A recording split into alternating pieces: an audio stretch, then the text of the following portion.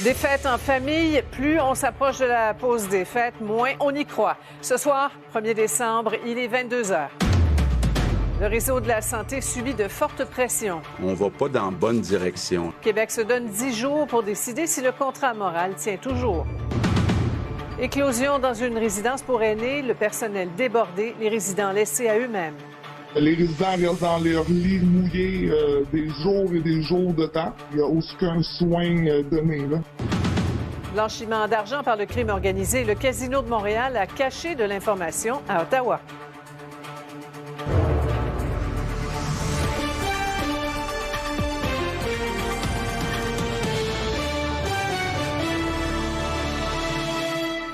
Bonsoir tout le monde et bienvenue au TVA 22h. Ne commandez pas trop vite vos buffets chez le traiteur. François Legault a servi une bonne douche froide à celles et ceux qui préparent déjà leur rassemblement aux fêtes.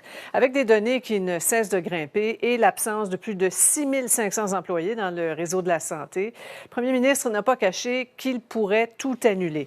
Il affirme clairement qu'en ce moment, on ne va pas dans la bonne direction et il se laisse 10 jours pour trancher. Alain Laforêt.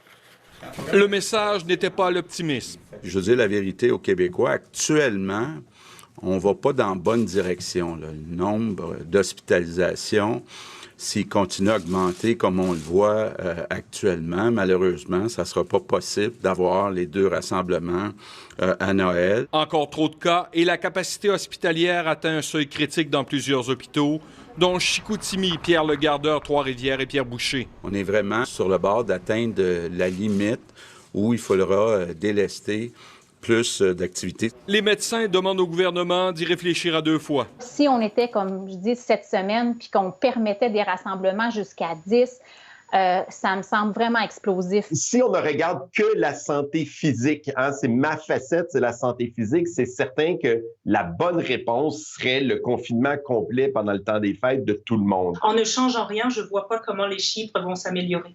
Car plusieurs travailleurs de la santé tombent au combat. On est rendu à 6 542 employés qui sont soit en congé de maladie ou en retrait préventif, puis ça augmente à chaque jour. C'est moins que durant la première vague, mais assez pour s'inquiéter. Je vais d'abord penser justement au personnel de la santé qui actuellement est fatigué. Donc, on va regarder de très près dans les 10 prochains jours la situation dans les hôpitaux. Ça va être le critère peut-être le plus important. Les autorités devront aussi envoyer en renfort des infirmières dans des résidences pour personnes âgées